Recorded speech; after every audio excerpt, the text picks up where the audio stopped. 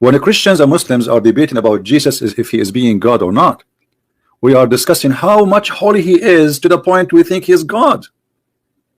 Right? And the Muslim, he want to prove to us that he is not God, not by saying he is not holy, because even the Quran confirmed that Jesus have no sin in chapter 19, verse number 19.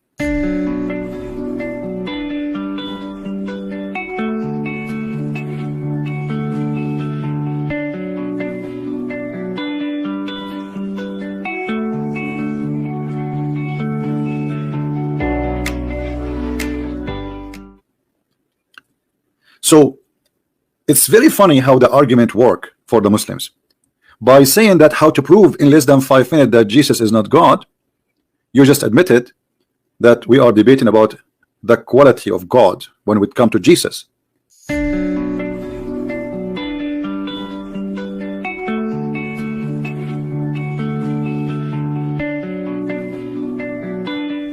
Kenapa Al-Quran disebut dengan Al-Furqan? Karena di dalam isi Al-Quran itu Allah menerangkan tentang kriteria-kriteria, aspek-aspek tertentu yang membedakan antara satu dengan yang lainnya.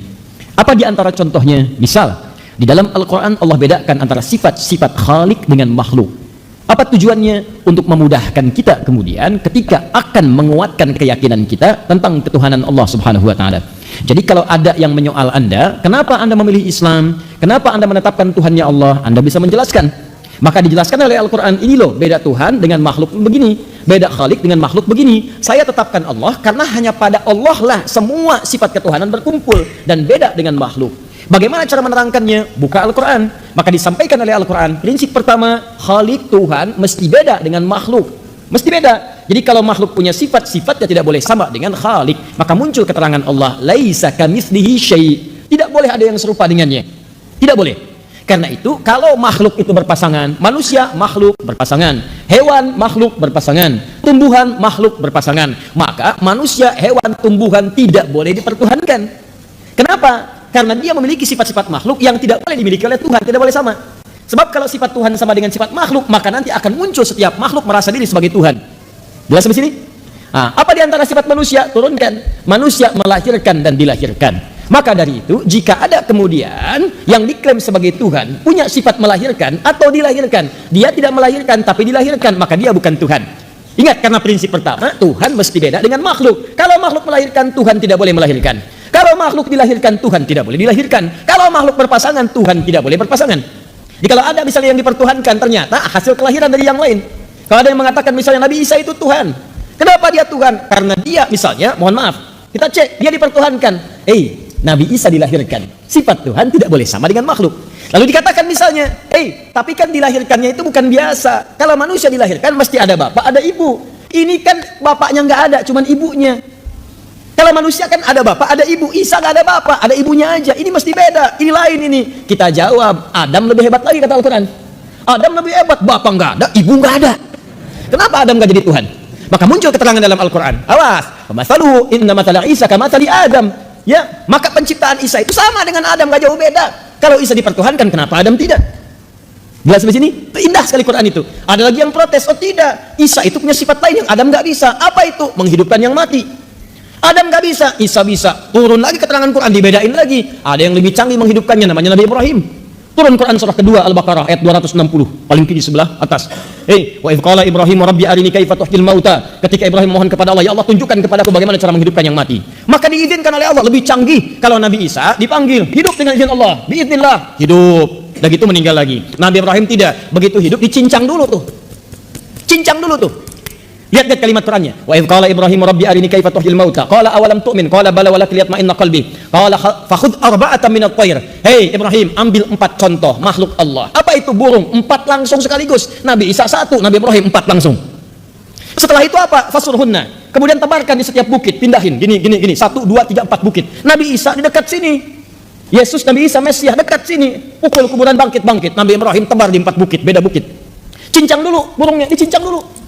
Jadi sudah dicincang, sudah habis semuanya, panggil. Tsummad'uhunna yatinaka sa'ya. Panggil. Nabi Isa manggil. Betul manggil Nabi Isa. Hei kamu hidup dengan izin Allah. Nabi Ibrahim mengucapkan kalimat yang sama. Hei yang telah saya cincang, hidup dengan izin Allah. Yatinaka sa'ya. 4-4-nya terbang lagi. Canggih mana? Nabi Ibrahim, Nabi Isa. Nabi Ibrahim, Nabi Isa dipanggil dekat, Nabi Ibrahim dipisahkan 4 bukit. Nabi Isa, teman-teman sekalian, maaf, mayatnya sudah meninggal dunia, dikubur, dipanggil, bangkit. Nabi Ibrahim alaihissalam baru dicincang begini, cincang dulu sampai habis, nyatu lagi. Nabi Isa 1, Nabi Ibrahim 4. Pertanyaan saya, kenapa Nabi Ibrahim tidak dipertuhankan? Tuh, itu Anda temukan dalam Al-Quran. Ini bukan ingin menyoal yang lain, tidak. Dan jangan ada kesan untuk melecehkan orang lain, tidak. Dan indah sekali Al-Quran. Saat Anda menerangkan ini, maka jangan ada motif untuk menjelekkan dan menghina orang lain, tidak boleh. Termasuk melecehkan kepercayaan orang, silakan, tidak. Jangan lakukan, jangan melecehkan orang, jangan celah orang, tidak. Tugas kita itu menerangkan, kalau ditanya bisa jawab. Itu maksudnya. Dan dengan itu dakwah muncul, maka turun Quran surah ke-6 ayat 108. Indah sekali. Wala tasubbul ladzina yad'una min dunillahi fayasubbullaha bighairi ilm. Hei kalian yang telah beriman, jangan mencela orang lain ya, yang mungkin menuhankan yang lain. Nanti khawatirnya ketika kalian cela, dia mencela Allah tanpa sepengetahuan dia tentang hakikat Allah. Indah, jangan cela, cukup terangkan, kalau ditanya bisa jawab. Jadi kalau ada orang ngajak-ngajak, ngasih biskuit, ngasih sarung, ngasih Indomie, Anda bisa ngajak. Ya, jadi Anda bisa paham, ngajak lagi dia kepada keyakinan Anda, jawab. Kalau ditanya kenapa milih Allah, jawab. Kenapa nggak ikut Isa, jawab. Kenapa nggak ikut ini, jawab. Jadi Anda bisa menjawab. Itu yang disebut dengan furqan namanya. Pertanyaan saya, dari sekian lama kita berislam, pernah nggak menggali nilai-nilai itu? Sekarang orang sibuk bicarakan ini, bicarakan itu, bicarakan ini, tidak sadar bahwa banyak orang-orang yang telah menghasut dan menjauhkan kita dari keyakinan keislaman kita. Pelan-pelan dipretel itu. Dan sekarang banyak, coba silahkan cek. Bagaimana ada orang-orang yang membawa tanpa terasa, kemusyrikan mulai datang, dibawa ke tempat ibadah orang lain. Kemudian ada lagi paham yang Allahu Akbar, hati-hati dengan paham-paham semacam ini. Awas, awas, ada paham sepilis. Tahu sepilis artinya? Sekuler, liberal, pluralis. Di antara paham pluralisme itu menyamakan semua agama sama. Ya, caranya beda-beda menuju Tuhan yang sama. Itu kepercayaan baru tuh. Ya, hati-hati itu, hati-hati dengan yang seperti itu. Semua dianggap sama. Ya kalau dianggap sama, kenapa Anda pilih beda? Ya kalau dianggap sama, kenapa memilih berbeda? Ini paham semacam ini, maaf ya, sebodoh-bodohnya orang jahiliyah, tidak pernah punya paham seperti ini. Sepintar-pintar orang sekarang melakukan sesuatu yang tidak pernah dikenal oleh jahiliyah. Ini pertanyaan saya, bodoh mana gitu dengan zaman jahiliyah itu?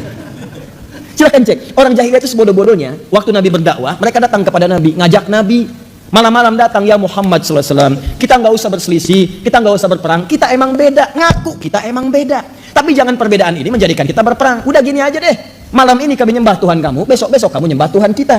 Cuman mereka mengatakan kita memang beda. Tuh. Maka setelah itu turun surah Al-Kafirun, qul ya ayyuhal kafirun la a'budu ma ta'budun wala antum 'abiduna ma wala ana 'abidum ma.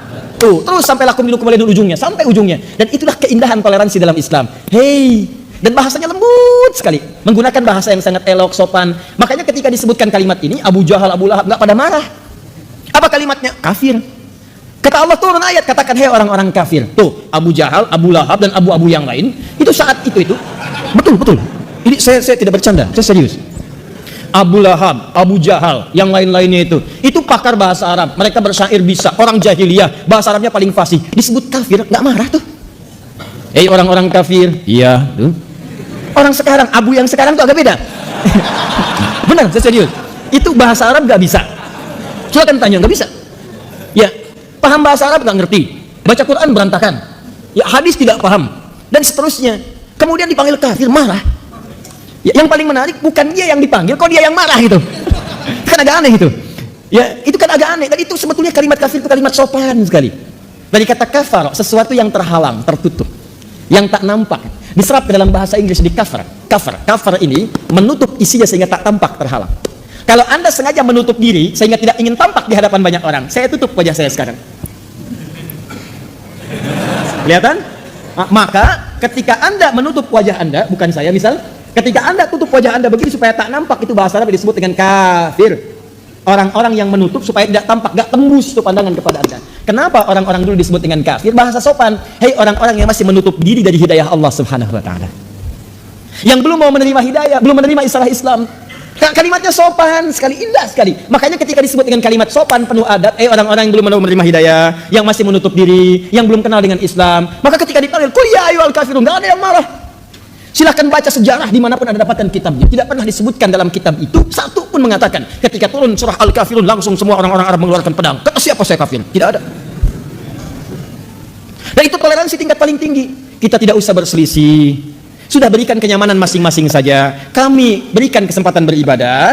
Sudah biarkan kami saja ibadah. Anda pun silahkan ibadah sesuai keyakinan Anda.